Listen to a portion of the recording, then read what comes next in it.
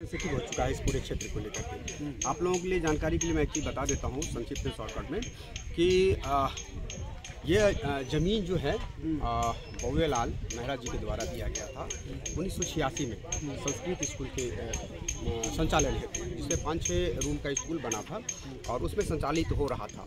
उसके बावजूद क्या हुआ, कुछ सालों बाद स्कूल जर्जर स्थिति में हो गया, गिर गया। तो इसी स्कूल के प्रांगण में, इसी ज़मीन के प्रांगण 11 कट्ठा 9 धूर ज़मीन है, यानी 11 कट्ठा 9 धूर ज़मीन है। उसमें क्या किया गया कि ग्रामीण समाज के माध्यम से एक आस्था स्थल मंदिर का निर्माण किया गया, एक आश्रम का निर्माण किया गया। उसके बाद कई 2500 साल, लगभग 20-25 साल मंदिर में लोग आस्था से पूजा पाठ करते रहे।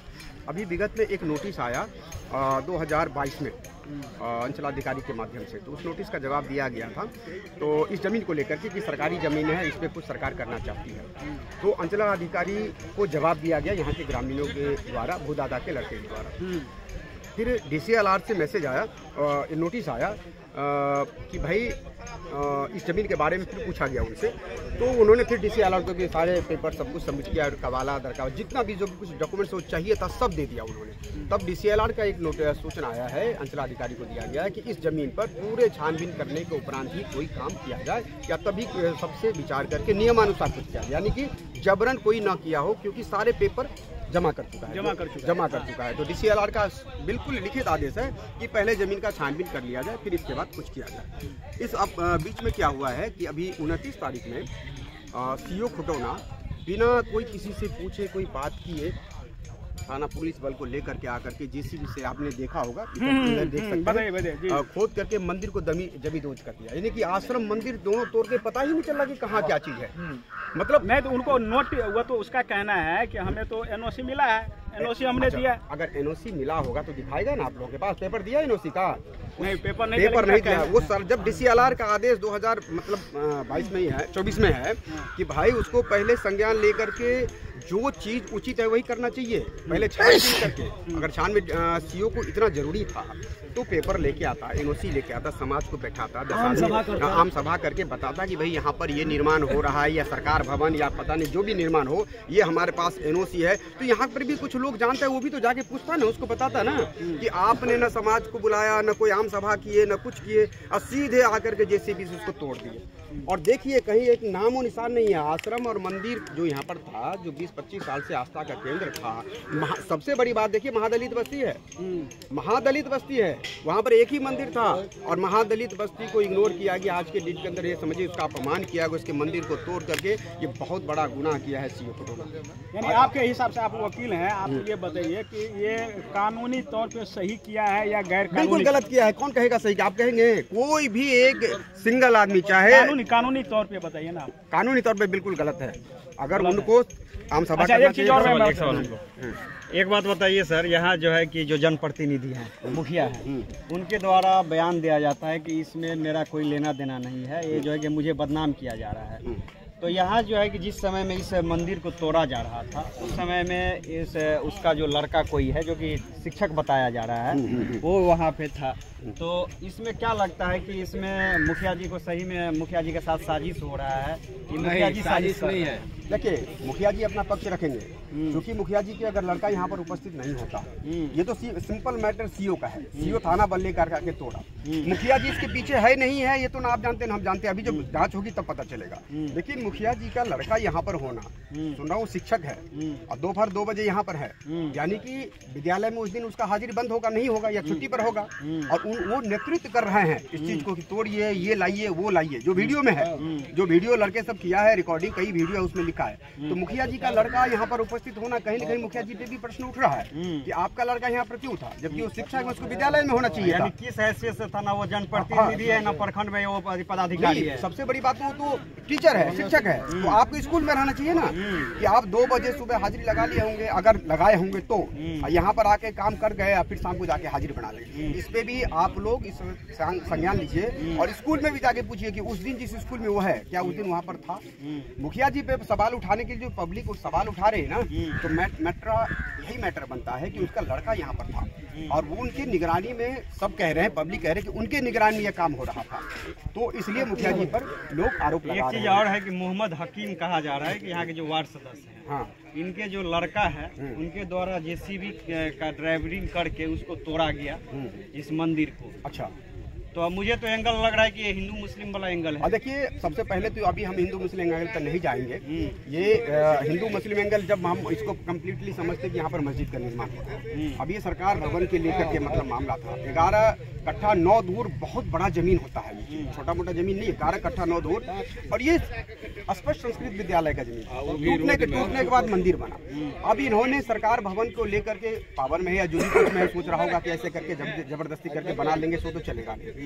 अगर जांच का विषय है, हिंदू मुस्लिम मामला बन रहा है कि नहीं बन रहा है, जांच होगा, हम लोग लगे हुए हैं। इस बात पे एक सवाल है, जो कि जो थाना से आए हुए थे जो पदाधिकारी जो यहाँ पे नियुक्त हुए थे वो भी मुसलमान, और जेसीबी का ड्राइवर भी मुसलमान, और मुखिया का बेटा भी मुसलमान, और मंदिर टूटा तो क्या कहते हैं, मुस्लिम का मस्जिद नहीं टूटा, यहाँ पे टूटा तो हिंदुओं का मंदिर टूटा। तो इसमें हम हिंदू मुस्लिम काहे नहीं समझ? बिल्कुल, मैं इस तरह आपकी बातों को भी मैं इग्नोर नहीं कर सकता कि भाई हर आदमी मतलब वही मुसलमान पक्ष से ही थे, चाहे जेसीबी चलाने वाले तो ड्राइवर भी होता, लेके आ सकते हैं। कह रहे आप कह रहे वार्ड सदस्य था, वार्ड सदस्य का बेटा है, जो जानकारी मिल रही है मुझे। जी बिल्कुल। और जो अधिकारी आया, मुझे पता चला कि जो यहाँ के थाना अधिकारी है विपिन यादव जी, उससे पूछा गया तो उन्होंने भी शायद कहा कि ये गलत किया गया है, हमें नहीं जानकारी था। तो ये जो सारे मैटर घूम फिर करके जो आ रहा है ना, जो भी एंगल लेकिन हुआ है बिल्कुल गलत। और अगर इसको नहीं सुधारा जा रहा है, यहाँ पर जो मंदिर, तो अगर मंदिर का निर्माण नहीं हो रहा है, आश्रम का निर्माण नहीं होगा, तो ये जो मसला है ना, ये बहुत फैल जाएगा, रायता फैल जाएगा, और उसको समेटने के लिए बड़ी मुश्किल हो जाएगा। महिला सबको अभद्र गाली दी गई है और मारपीट की। इसमें भी जाति सूचक चमार कहा गया। हाँ, देखिए, जाति सूचक चमार सबसे संबोधित भी किया गया, गाली गलौज भी हुआ, और महिला को, एक महादलित महिला को पिटाई भी हुई है, और एक कुछ युवा लड़के सबको पुलिस द्वारा पिटाई हुई है।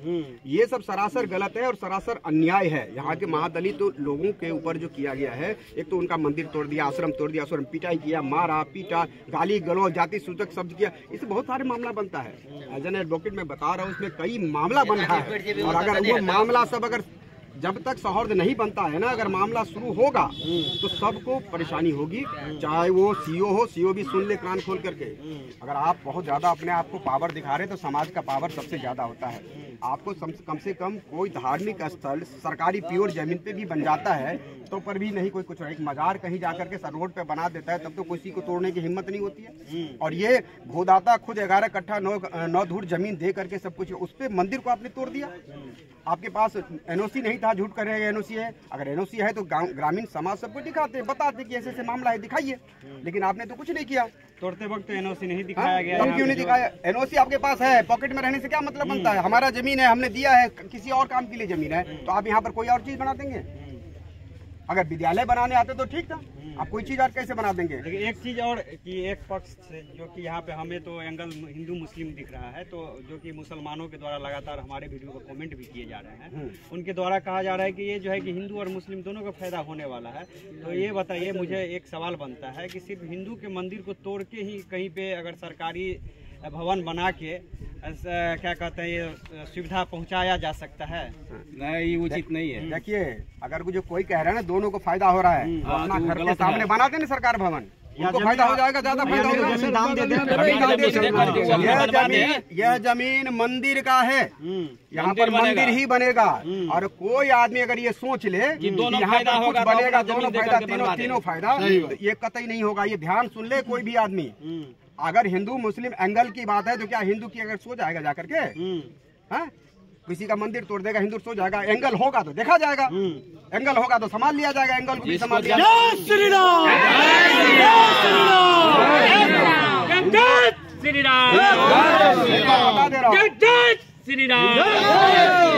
हिंदू सदैव सौहार्दपूर्ण वातावरण में, कभी किसी पे आक्रमण नहीं किया, कभी किसी पे जाके कुछ गलत नहीं किया। किसी को कोई मस्जिद हो, मजार हो, हिंदू जाके मजार पे भी चादर चढ़ाता है, मस्जिद पे भी जाके सर झुका लेता है। हमारे अंदर तो, हम हिंदुओं के अंदर तो इतना सब कुछ है।